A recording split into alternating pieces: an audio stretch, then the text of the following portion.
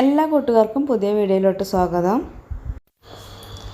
ഇന്ന് നമ്മൾ പപ്പായ വെച്ചിട്ട് എങ്ങനെയാണ് ജാം ഉണ്ടാക്കുന്നതെന്നാണ് വീഡിയോയിൽ കാണിക്കുന്നത്. അതിന് വേണ്ടിയിട്ട് കുറച്ച് പപ്പായ എടുത്തിട്ട് ഇങ്ങനെ മിക്സിയിലൊന്ന് അരിച്ചെടുത്ത് ഇതുപോലെ ഒന്ന് അരിച്ചെടുക്കുകയാണ് ചെയ്യുന്നത്.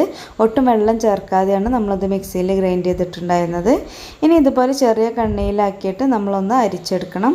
എന്നിട്ട് ഇതുപോലെ നോൺ സ്റ്റിക്കിൻ്റെ പാത്രത്തിലാക്കിയിട്ട് ചെറിയ തീയിൽ നമ്മളിതിട്ടൊന്ന് ഇളക്കി കൊടുക്കുകയാണ് ചെയ്യേണ്ടത്. ഏറ്റവും നല്ലത് നമ്മൾ നോൺ സ്റ്റിക്കിൻ്റെ പാത്രം തന്നെ എടുക്കുകയാണ്. കാരണം അതല്ലാന്നുണ്ടെങ്കിൽ പെട്ടെന്ന് തന്നെ അടിക്ക് പിടിക്കുകയും ചെയ്യും. അത് മാത്രമല്ല കുറച്ച് കുഴിയുള്ള പാത്രം എടുക്കുക, ഒന്നുകൂടെ നല്ലത്. ഇല്ലെങ്കിൽ നന്നായിട്ട് ഇങ്ങനെ പൊട്ടി തെറിക്കും. അപ്പോൾ നമ്മുടെ മേലേക്ക് ഇങ്ങനെ തെറിക്കാതിരിക്കാൻ വേണ്ടിയിട്ടും എപ്പോഴും നല്ലത് ഇതുപോലെ നല്ല കുഴിയുള്ള പാത്രം എടുക്കുകയാണ്.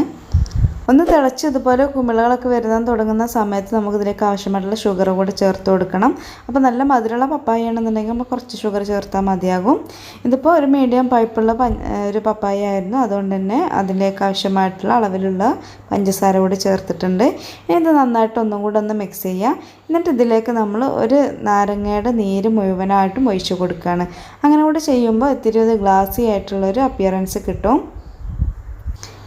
നാരങ്ങനീര് ചേർക്കാതെ നമുക്കൊരു ജാമുൻ തന്നെ ഉണ്ടാക്കാൻ വേണ്ടിയിട്ട് കഴിയൂല. ആ ഒരു ചെറിയ പുളി രുചി കിട്ടണമെന്നുണ്ടെങ്കിൽ നാരങ്ങനീര് തന്നെ ചേർക്കണം. അത് മാത്രമല്ല അത് പെട്ടെന്ന് കേടാവാതിരിക്കാനും കൂടി വേണ്ടിയിട്ടാണ് നമ്മൾ നാരങ്ങയുടെ നീര് ചേർക്കുന്നത്.